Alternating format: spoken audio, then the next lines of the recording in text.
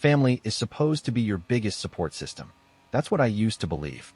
But a year ago, I learned the hard way that sometimes the people closest to you are the first ones to laugh when you try to change your life. I had spent years stuck in a dead-end job, clocking in and out, feeling like I was going nowhere. The pay was barely enough to survive, and every day felt like I was just waiting for something better to come along. But one day, I realized nothing would change unless I made it happen. So I did. I quit my job and started my own business. I knew it wasn't going to be easy. I had saved up just enough to scrape by for a few months, done my research, and put together a plan. I was ready to grind, to put in the work, to build something from the ground up. My family, on the other hand, thought I had lost my mind. I still remember the night I told them. We were sitting around the dinner table, and I had finally worked up the courage to share my plans. My mother was the first to react. She snorted, shaking her head. "You can't even keep your room clean," she scoffed. "What makes you think you can run a business?" My dad chuckled, crossing his arms. "You need a real job, son. Something with benefits. Look at your brother. He's doing it right." "Ah, yes. Nathan. The golden child. The perfect son." Nathan smirked from across the table, enjoying every second of my humiliation. "So what's the plan? Selling some get-rich-quick scam?" I gritted my teeth. "No. I'm starting an e-commerce business."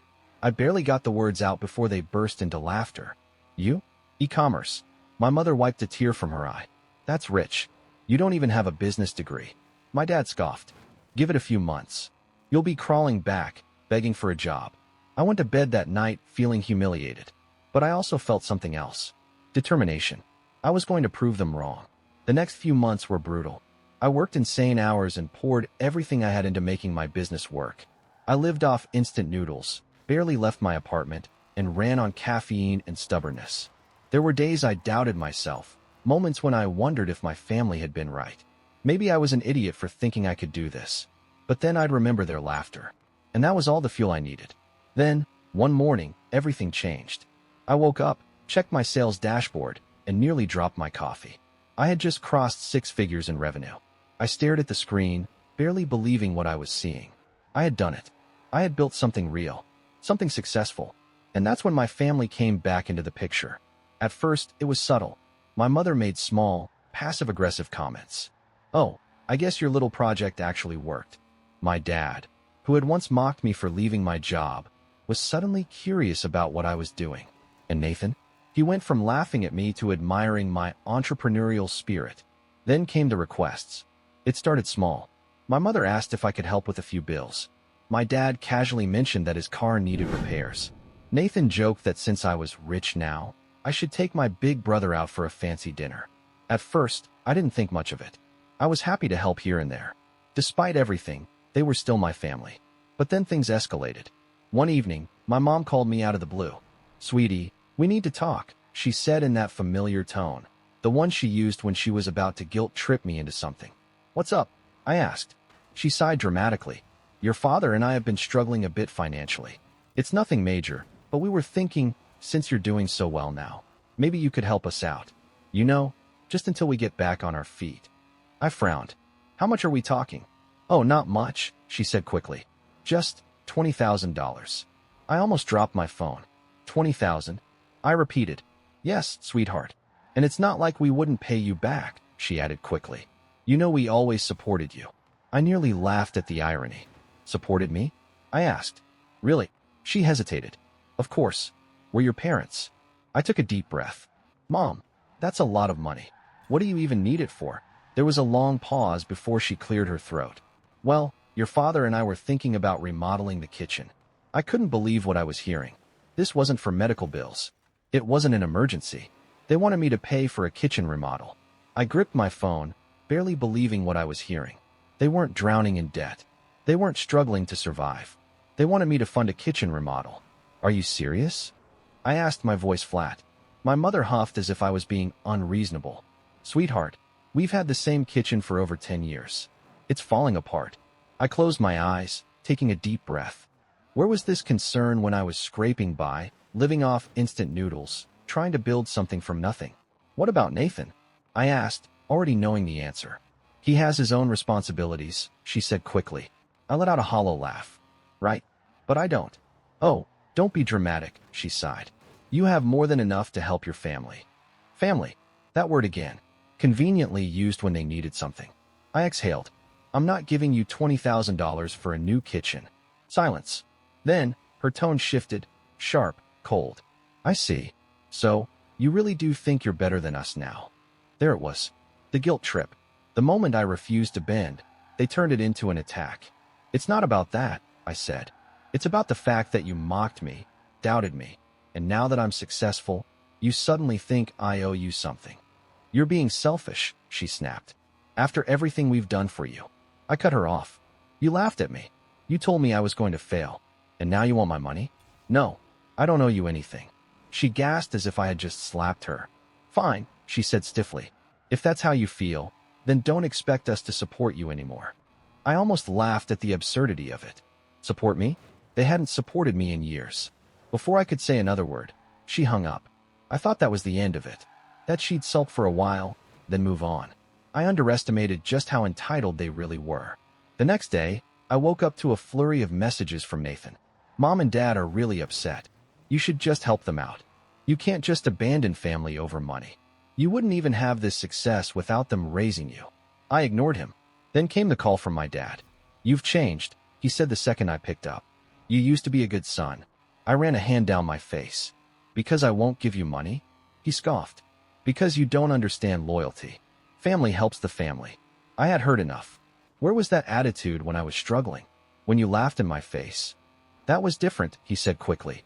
We were trying to be realistic. You were chasing a dream, and we didn't want you to get hurt. No, I said coldly. You just didn't believe in me. And now that I proved you wrong, you suddenly think you deserve a reward. You're going to regret this, he warned. I hung up. No, I wasn't. For a while, things were quiet. I focused on my business, on growing it beyond what I had ever imagined. Then, one night, Eric, my closest friend, sent me a link. Dude, your mom just posted this. I clicked the link. It was a long, emotional post on social media, painting me as the ungrateful, selfish son who had forgotten where he came from. She wrote about how she had sacrificed everything for me, how all she had asked for was a little help, and how I had turned my back on the family that raised me. The comments were exactly what you'd expect. How could he do that to his own parents? Disgusting. Money really changes people. I hope he loses everything. Maybe then he'll appreciate his family. I gritted my teeth. She wanted to turn the world against me. Fine. Let's see how she liked what happened next. I stared at the screen, rereading my mother's post. She had turned my refusal into a public spectacle, twisting the story to make herself look like the victim. She didn't mention the kitchen remodel. She didn't mention the years of doubt, the laughter, the way they had dismissed me when I needed them most. No, to her audience, she was just a struggling mother abandoned by her greedy son. I could have ignored it. I should have ignored it. But something inside me snapped. I wasn't going to let her rewrite history. I didn't want a public battle, but I refused to let her lies stand uncontested. So I did something simple. I left a single comment under her post. Funny, you didn't seem so concerned about family when you laughed at my business and told me I'd come crawling back. But now that I succeeded, suddenly, I owe you? If you need $20,000, maybe ask Nathan. I'm sure the perfect son can help you out. Then I logged off. It didn't take long for the backlash to start. Nathan called me an hour later, his voice sharp with anger. What the hell is wrong with you? I stayed calm. What do you mean? You humiliated Mom online. I let out a slow breath. No, she humiliated herself. I just told the truth. She was just venting, he argued. She was lying. I corrected. And I'm not going to sit back while she turns me into the villain. Nathan scoffed. You think this business makes you better than us? I clenched my jaw. No, but it made me independent. And that's what really bothers you, isn't it? That I proved you all wrong. There was silence. Then, finally, he muttered, You're pathetic, and hung up. But the damage was done. People saw my comment. Some of them started asking questions. And just like that, the perfect story my mother had crafted began to crumble. The next day, I got a text from her. Delete that comment. No greeting. No apology. Just a demand. I ignored it. A few hours later, she tried again. We need to talk. Call me. Again, I ignored her. Then came the final attempt. If you don't take it down, don't bother coming back to this family. I stared at the words, a strange calm settling over me. She thought that was a threat. She didn't realize she had already lost me. I never responded. And for the first time in my life, I felt truly free. But the battle wasn't over yet. Because my mother wasn't done trying to take what wasn't hers. Ignoring my mother's text should have ended it. She had already played her last card, giving me an ultimatum that I had no intention of entertaining. But I had underestimated her ability to take things further. A few days later, I got a call from my bank. At first, I assumed it was routine, maybe something about a transaction. But then, the woman on the other end hesitated before saying, "We received a request to access your business account." It was flagged as suspicious. I frowned. A request from who? She cleared her throat. A woman claiming to be your financial manager. She provided personal details to verify the request, but something felt off, so we wanted to check with you directly. My stomach twisted. What was her name? There was a brief pause before she said it. My mother. I exhaled sharply, gripping the phone tighter. I don't have a financial manager. That's what we figured, the banker said, sounding relieved. Don't worry, we blocked the request, but we advise you to update your security settings immediately. I thanked her, hung up, and stared at my phone. She actually tried to access my money. I had heard of parents feeling entitled to their children's success, but this was beyond anything I expected. She wasn't just demanding money anymore. She was trying to steal it. I changed every security setting, locked down my accounts, and called my lawyer just to be safe. He assured me that as long as I had everything protected, she couldn't do anything. But that wasn't the part that bothered me the most. It was the betrayal. After everything, after pushing me out, after laughing at my dreams, after calling me selfish, she still thought she had a right to what I had built. I could have confronted her. I could have called, screamed, and demanded answers. Instead, I did something better. I went completely silent. No calls, no texts, no response to her failed stunt. And that, more than anything, drove her crazy. A week passed. Then two. I didn't hear from her. Not directly, anyway. But then, Eric sent me another message. "Bro, your mom's at it again." I clicked the link, expecting another social media post. But this time it was worse. She had gone to the family. A long, tearful post filled with half-truths and outright lies. She spun a new story. This time, I wasn't just an ungrateful son. Now, I was selfish and arrogant, someone who had turned my back on the people who raised me out of pure spite. And just to twist the knife further, she hinted that I had refused to help them in their time of need while they were struggling. The comments poured in. "I can't believe your own son would treat you like this. He owes you. After everything you've done for him. You deserve better, sweetie. Stay strong." It was the same pattern as before. But this time, I didn't respond. Because I didn't need to. She had just made her biggest mistake yet. She had lied to the wrong people. I had stayed quiet before, but this time, I didn't have to do anything. Because the truth had already started spreading. The problem with lying to get sympathy is that eventually, someone who actually knows the real story is going to see it. And this time, it wasn't just me. It started with a single comment. One of my old coworkers, someone who had been there when I first quit my job to start my business, replied under my mother's dramatic post. "Funny, because I remember when you laughed at him for starting his own company. Weren't you the one who said he'd come crawling back?" Then another, one of my former neighbors. "Wait, is this the same son you kicked out because he wasn't part of the family anymore? Now he's suddenly responsible for you." And then, the one that really flipped the script. My grandparents. The ones who had taken me in when she pushed me out. My grandmother, the sweetest woman alive, who never posted anything online, finally had enough. "You weren't struggling when you asked him for $20,000 to remodel your kitchen. Tell the whole story or don't tell it at all." And just like that, her lies started falling apart. I didn't have to say a word. People started questioning her. The same people who had flooded her comments with sympathy were now demanding explanations. Some of them deleted their previous comments. Others flat out turned on her. "So, you only care about him now that he has money? You're not entitled to his success just because you gave birth to him. If my parents treated me like this, I'd cut them off too." And then, the final blow. My mother, realizing she had lost control of the narrative, deleted the post. Like it had never happened. No apology. No explanation. Just gone. I should have felt victorious. And in a way, I did. Not because I wanted to see her get dragged, but because for the first time, she couldn't rewrite history. She had spent years bending the truth, twisting it to fit her needs, convincing people that I was the problem. But not this time. This time, people saw her. And that was something she couldn't erase. For a while, everything went quiet. She didn't reach out.